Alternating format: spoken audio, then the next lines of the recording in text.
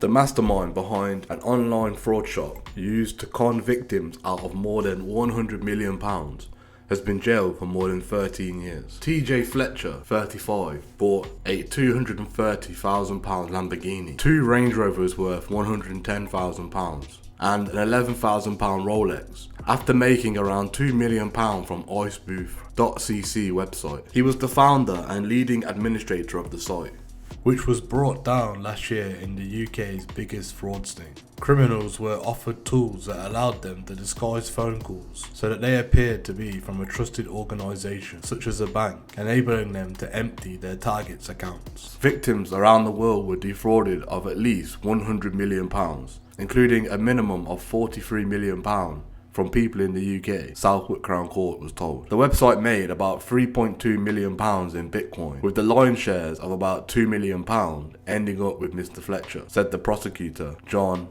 Adjacott. Mr. Fletcher last month pleaded guilty to 4 charges, including making or supplying an article for use in fraud, encouraging or assisting the commission of an offence, possession of criminal property, and transferring criminal property between the 30th of November 2020 and the 8th of November 2022. Judge Sally Cahill, KC, jailed him for a total of 13 years and 4 months, telling him, "For all the victims, it was a harrowing experience. One victim lost £3 million, while the 4,785 people who were reported as being targeted to the action fraud lost about £10,000 according to the police." The judge said they suffered damage to their businesses, personal financial problems, sleeplessness, depression, emotional stress, and fallouts with family members. She told Mr. Fletcher, who had 18 previous convictions for 36 offences, he didn't care about them, adding, "The late expression of remorse is regret for being caught,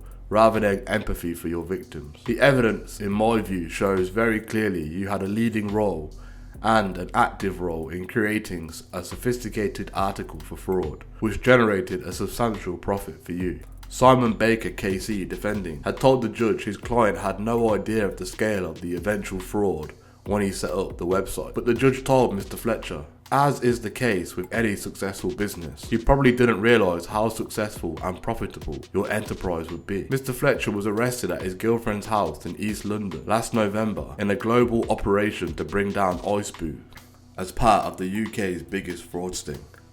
Judge Cahill praised the Metropolitan Police for their investigation, which involved 700 days of work. The Met said iSpoof was created in December 2020 and at its peak had 59,000 users, with up to 20 people a minute targeted at one point by callers using technology brought from the site. The scam calls, along with other features offered the site to obtain passwords and pins, were used to empty the victims' bank accounts. Users of the website paid hundreds of pounds or thousands of pounds a month for its features, which were marketed on a channel called iSpoof Club on the encrypted messaging app Telegram. Court heard Mr. Fletcher carried out market research, promoted new products, and encouraged users to commit fraud. Kate Anderson, Deputy Chief Crown Prosecutor for the Crown Prosecution Service, said, "Fraud is not a victimless crime, and the cost to many victims in this case had not just been financial. It had had a huge emotional impact, causing extreme distress and devastation to those affected, many of whom had their life savings stolen from them." Greater Manchester Police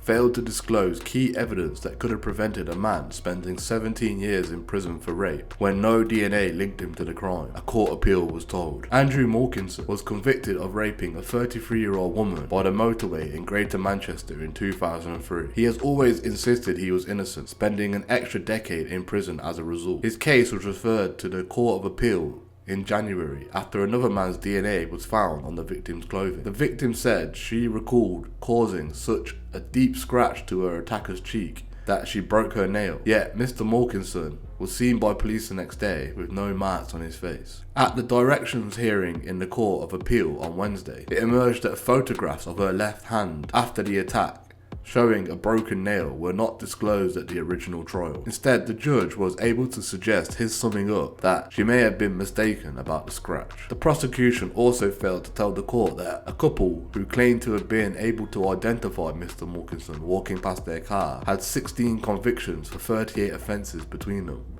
The male witness also had a lengthy history of heroin addiction that was not known to the judge or jury. The prosecution's case relied on these eyewitnesses and the victim choosing Mr. Malkinson in a video lineup. The lack of DNA evidence was explained by saying that he was forensically aware and had deliberately left no trace. Wednesday's hearing also heard and missed opportunities by the authorities to revisit Mr. Malkinson's case. Further forensic testing in 2009 revealed traces of a mixed DNA in saliva in the victim's bra that did not match Mr. Malkinson's, but the Criminal Cases Review Commission did not think it was enough to refer the case for appeal. Speaking outside the Royal Courts of Justice in London, Mr. Malkinson, 57, said he had often fantasised from prison about making it to appeal. He said the conviction means he is still on the sex offenders register and still being punished. He said, "It's been 20 years this August since I was taken and I'm still not free. I can't go on holiday. I can't leave this country. It's taken a big toll on me, a big toll on my mental health, as well as my physical freedom. I just want it to conclude as soon as possible." Edward Henry KC, representing Mr. Malkinson,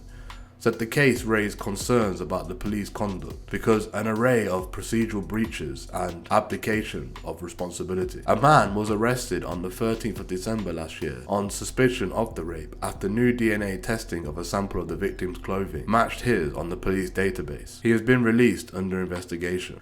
A full hearing on the appeal is now scheduled for July. The Crown Prosecution Service is waiting for further forensic reports before deciding if they will oppose the appeal. Mr. Malkinson's lawyer, Emily Bolton, director of the charity appeals, said, "This process is taking way too long. The testing that they are doing now could have been commissioned on an urgent basis. This is not a system that is treating wrongful convictions as an emergency." As well as wanting his conviction overturned, Mr. Malkinson wants to be compensated. "They can't give me my life back, can they?" he said. "So the only thing they can do is give me a secure future for what's left of my life. I'm 57, I have type 1 diabetes, I'm not well, and I might not live another 10 years.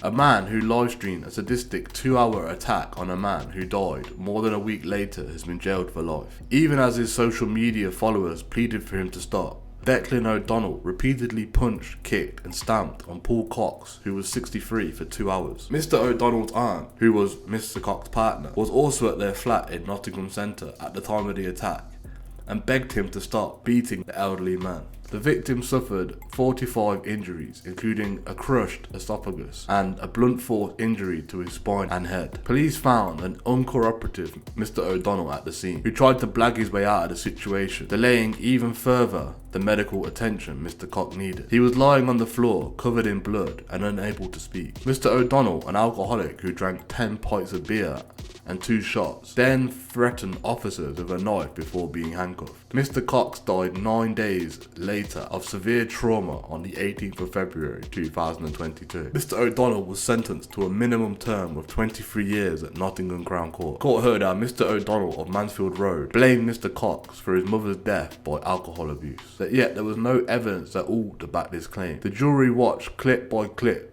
the video Mr. O'Donnell filmed for his Facebook and Instagram followers. In the relentless and humiliating assault, the prosecution said Mr. Cox was kicked in the face, had his genitals stamped on, and was threatened with rape. Mr. O'Donnell was subsequently charged with murder. Mr. Cox was unable to provide an account before his death, but police figured out what happened using the livestream. While he admitted manslaughter, he pleaded not guilty to murder on the grounds of diminished responsibility. The prosecution rejected this, launching a trial on the 2nd of May. Judge James Sampson said that Mr. O'Donnell was suffering from a mental condition at the time of the attack, but this didn't absolve him from the brutal beating. "You punched him so hard that you damaged your own hand. With that punch, you knocked him out. And the injury to your hand angered you even more," he told Mr. O'Donnell. "For almost 2 hours, you subjected this defenseless and semi-conscious man to a relentless and humiliating assault. Throughout the attack, you filmed yourself and him as he lay bloody, beaten and distressed on the floor. Words do not do justice to the horror of the images the jury had to see. For Mr. Cox's family, life in jail for Mr. O'Donnell has at least brought some sense of justice. But as a family, we are so saddened at the thought of how many lives this has destroyed, they said in a statement shared by the force. Nothing can bring our Paul back, although it does not make what has happened any easier to deal with. We believe that this was truly the right result. For our family, the past 15 months have been the most difficult time of our lives, and now that this is over, we can finally focus on grieving for Paul.